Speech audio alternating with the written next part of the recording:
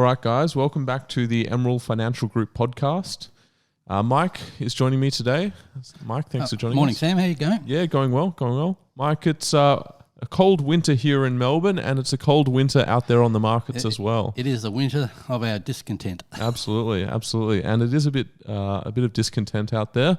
Obviously, we've had significant interest rate rises start to come in from Western central banks.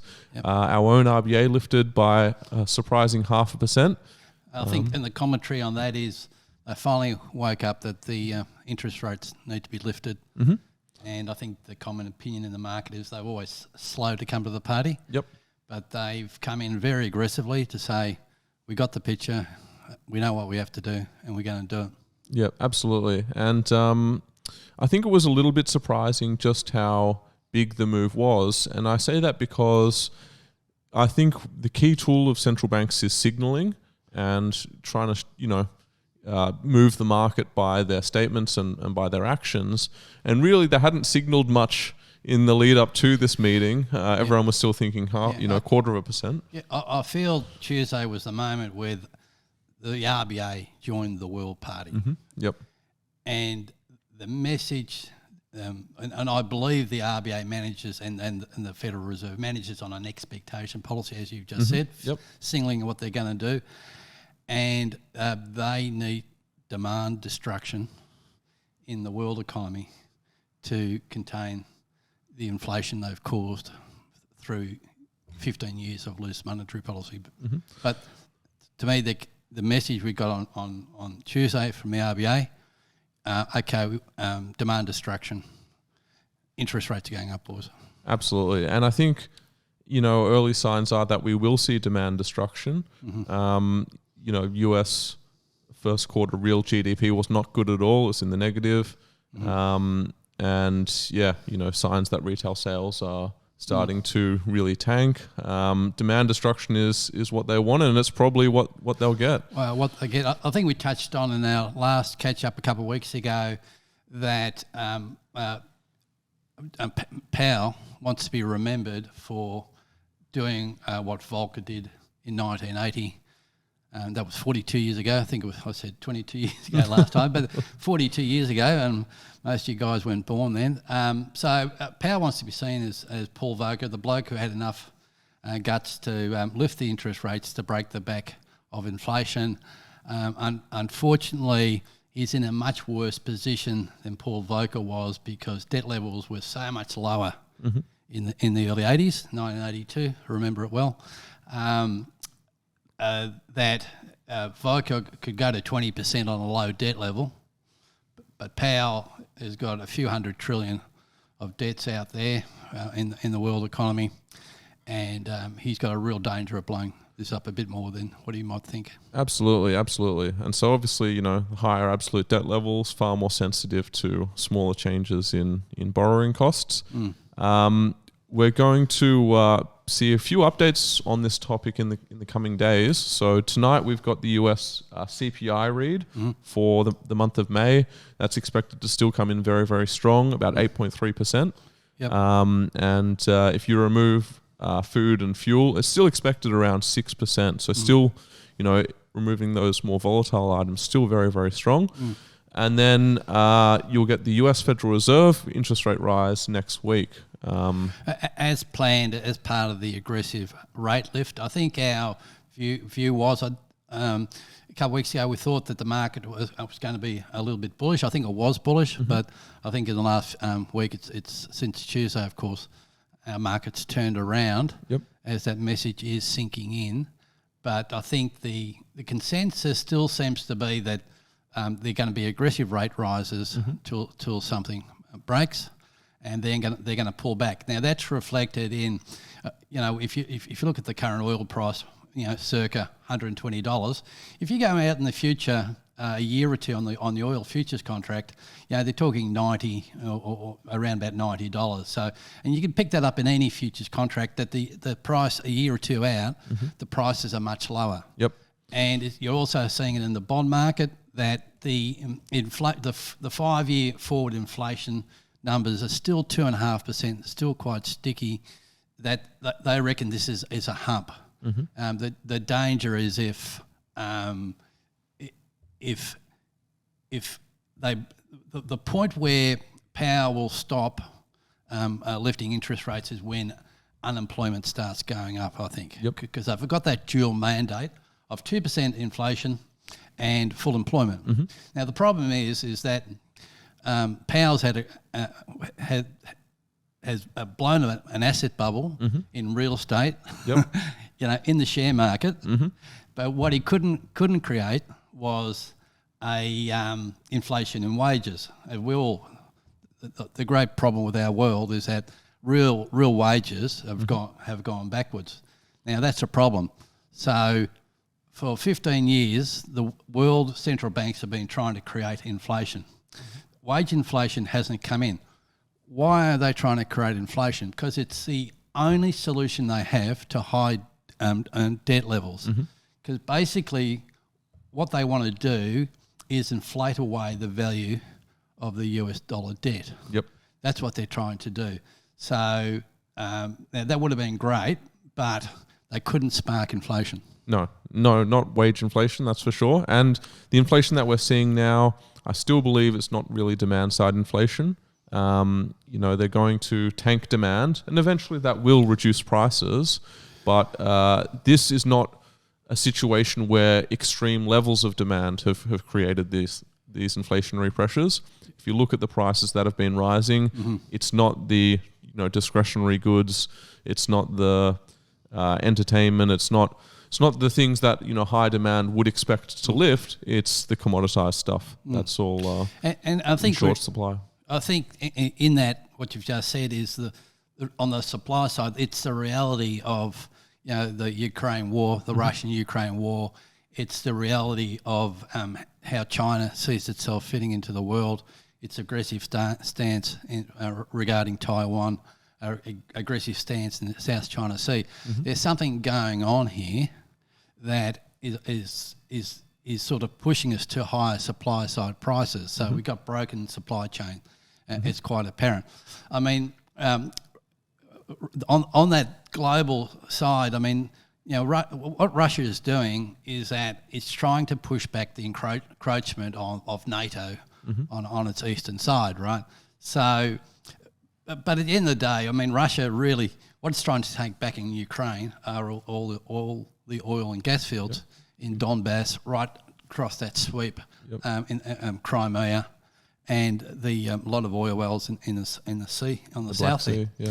And Russia's problem is that it borders onto the Black Sea, and that is the only way out of that is through the Bosphorus Strait, which is policed by Turkey, of course, and so Russia hasn't got easy access outside of Turkey, obviously being a NATO member, and Turkey being a NATO member. So Russia really feels locked in, and then it's trying to expand its options. Some things we don't comment about too often is that one of the reasons Russia is good mates with Syria is and its support of the regime over all these years, and we can talk about the wars forever, but Syria has a port onto the Mediterranean Sea, and Russia has a 40-year license on a port in Syria, Targas port, and it's got a 40-year lease on that, and I think up the coast north, it's got an airfield, it's got access to. So Russia has gained access to the Mediterranean via Syria. Yep. And that's very important for the strategic, the strategy of Russia maintaining its independence. And similarly, if you look at what's happening with China, we're creating a lot of tensions there, is that they're saying, well, will China attack Taiwan? The issue with Taiwan is not that it's Taiwan but per se, it's that the Americans want to control the Chinese aggression. So if you look at the islands, so you got north, you got Japan, you got Taiwan, you got the Philippines, and you got Malaysia. So there's a block of islands that are stopping China from expanding its own military ambitions, and the US is trying to control that. So, but the other thing with Taiwan is that they're the world's largest manufacturer of semiconductors. Absolutely. And if the last thing America, the world wants strategically, is if China to gain access to that semiconductor intellectual property capacity. Yep. Absolutely. And I just want to say a big part of inflation last year was increased computer chip prices, increased semiconductor prices. Those prices have now started coming back down. And I believe a big reason for that was speculation around Chinese aggression against Taiwan, and then maybe a reduction in that speculation after the issues Russia has faced in Ukraine. So I think, the Chinese, watching what has happened to the Russians in Ukraine, a lot more cautious about potential aggression against Taiwan as a result. So the issues are very serious for very serious players in the world. There's no sense of right and wrong as much as the war is atrocious. It is how China is going to manage how it moves forward, and Russia gets very aggressive when the oil price goes up to $80, $100. It got aggressive in the 70s. Oil prices went down. When oil prices were low, the Russian fell apart. Oil prices went up, and when oil prices went to $80 at the end of last year, so what did Russia do? It decided to attack, right? So, but then the big picture comes in, and with this environmental movement that says, look, we got to get off the oil and gas. And what does that mean? Well, if Europe could get off the oil and gas, and it's very hard for Europe to do that because its part of the continent has got no oil and gas, right? Western Europe, But Western Europe's got the bloody lot, right? Yeah. So Europe strategically has to get off oil and gas. And you think for a second, what happens if Russia hasn't got anybody to sell this oil and gas to? So strategically, Europe needs to be committed to an ESG movement, but the problem is it's not going to do that over the next couple of years, is it? No, it's not. And also, as resoundingly as they seemingly support ESG, their actions are or have been, especially Germany, for example, closing down its nuclear power plants. Nuclear is the quickest, easiest, and most cost-effective way to move away from fossil fuels. I can't see why a green movement or environmental social governance movement wouldn't be in support of nuclear. And the problem is you're absolutely right, but what happens is that political parties are being elected that support the green movement, and it's sort of been semi-consensus, no nuclear plants. Now, France is happy to build. Japan is probably going to redeploy their nuclear plants, but Germany's they're trying to close it down. But that is like should they, shouldn't they? But the point is they're not going to nuclear. So we as investors have to look at the reality of what's going to happen. And so oil prices are going to stay high, but in the long term, they need to replace how energy is created through the green movement. Now, can they get there? Well, they're only going to get there if they spend a shitload of money. Pardon the French. It'll be a lot of money, and it'll be a lot of money. It'll be trillions. The sort of return on investment multiples of green energy are a lot lower than fossil fuels or nuclear or anything like that. So and little things as an aside. I mean, so the US gas price has gone from $2.50 got to $9. And because they're shipping them as quick as they can over to Europe. But the other day there was a fire at one of the terminals. So that meant the US gas prices went from, dropped, I think, 5-10%. US gas prices came down, but the European gas prices went up. So there's going to be a lot of issues there. It's interesting. We say that US is a net exporter of oil. there's a little bit more reality to that statement where the Americans are really geared up for the heavy crude. Mm-hmm. And the heavy crude, you could say, well, makes the asphalt. The light crude makes the gasoline. So America is top heavy in infrastructure and production of heavy, and it runs a deficit on the light side. So it still has to import the light crude, and they do a mix. Where the point is in California, where they make a lot of the heavy crude, process a lot of the heavy crude, their petrol prices have up to $7 a gallon. Now, in US terms, the average price is about $5 US a gallon around America, but the gas price is $7 a gallon. And there's another interesting side note: in Britain, the current price per litre is £2 per litre, which is $3, about $3.50, $3.60 Australian dollars in our money. Yeah. So we won't be happy when petrol prices go up to that level. Absolutely. And I think an interesting note is in the film I Am Legend, in an apocalyptic environment, the film showed $6 a gallon oil. Yeah. And that was meant to shock audiences. Yeah. And we're seeing it now. So other than Will Smith's terrible acting, it was a bit of a shock, wasn't it? Yeah. No, he's a great actor. Yeah. Especially with what he did with Chris Rock. Absolutely. So, look, interesting times. I don't think the policymakers are coming at it the right way. I think something that they're perhaps thinking about or acting on, but not telling people about, is I think, at least in the short term, they want to keep their currencies strong. And by keeping, in the US case, the US dollar strong, or in our case, the Australian dollar strong, that imported inflation is less. Yeah. So especially for Australia, if the US is raising interest rates and we don't, the Aussie dollar is going to tank.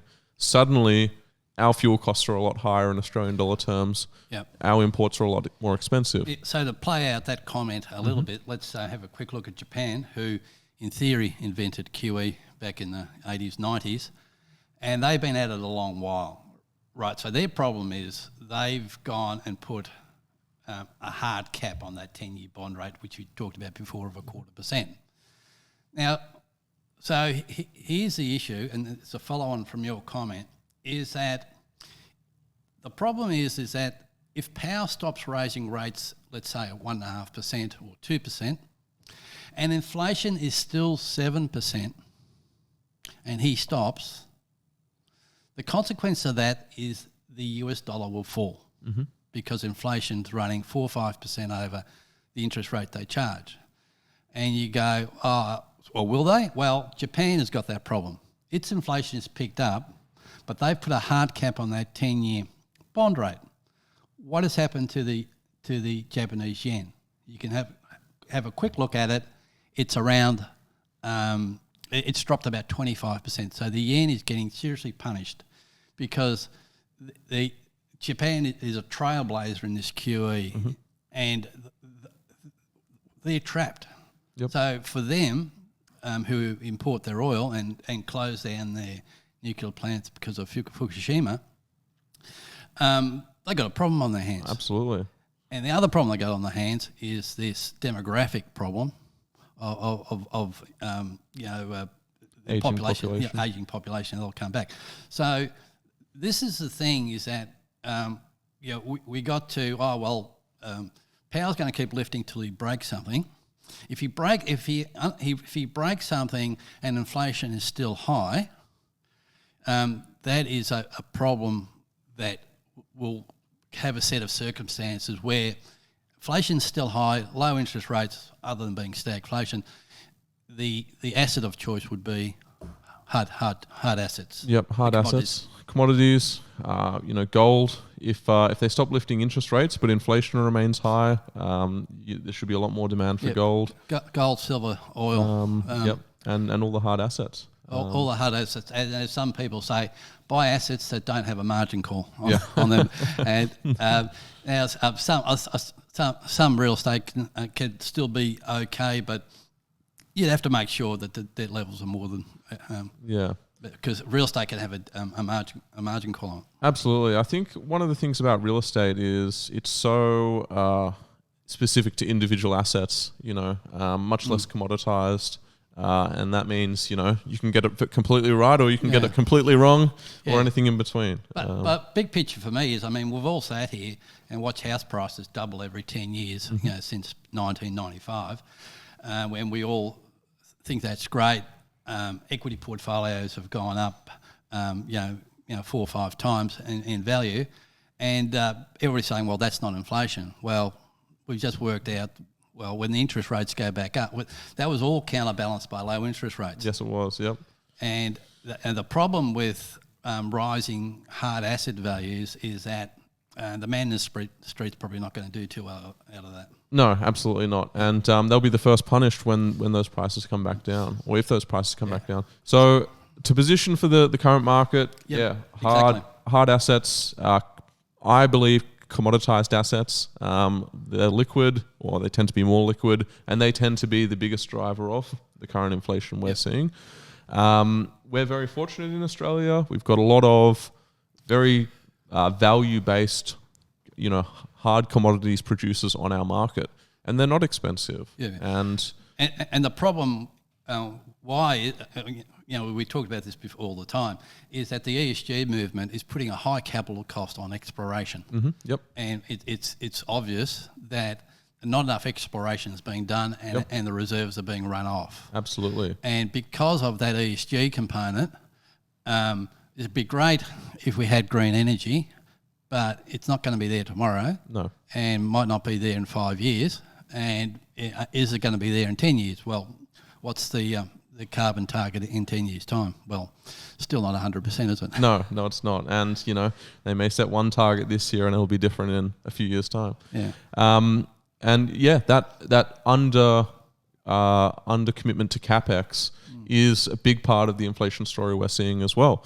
If you're a Western oil producing company, you've rapidly reduced your traditional oil exploration CapEx, and one of the consequences of that are these rocketing prices. Yeah, correct. And similarly, in the sort of late 2010s, big drop in mining CapEx. We're seeing that play out now.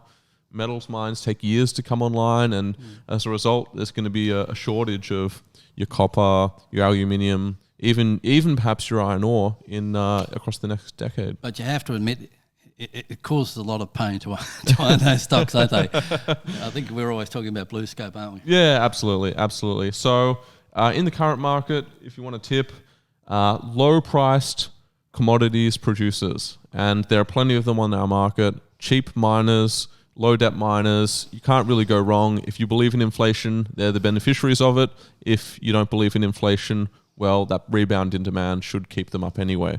So, value-based hard commodities producers. I think so. Any other thoughts? I think we've run a reasonable amount of time. Yep. It is a market that requires attention. We are recording this during market hours in our infinite wisdom, so we'll get back out there. Exactly right. I think as we all see our portfolios, and so we all see our stocks go down, but as to say, you have a hard conviction in there. Yep. House prices, as we said before, might double every 10 years, but sometimes they fall 20. But if you can walk through the pain and think, well, here's the reason why I'm owning it. You need to work out why you're owning it, not because the bloke at the barbecue thought it was a good idea. I think this is what we're seeing is the market's becoming defensive. It's holding on to what it likes, getting rid of the stuff it's not too sure about, and then just battening down the hatches. Absolutely. So, battering down the hatches, weathering the winter, and eventually it'll be spring. The spring always comes. It does, and that's happened every time throughout human history, and it'll happen again. And to say, just to repeat, the central banks are committed to these aggressive rate rises as a real thing, and as a message to say we need demand destruction to fall. Trying to pick bottoms in this market, as we mentioned before, again is not a good idea. Because it can keep stuff that I thought couldn't go any lower. I hate to think what PE Blue Scope's on. 3 it goes lower. So just keep that in mind, and happy trading. Happy trading, guys. If you've made it this far, make sure you give us a subscribe. It'll really help us out. And, if you thought anything, if you have any questions, if you didn't like something, let us know in the comments. And, we'll hopefully see you in the next one. See you next time.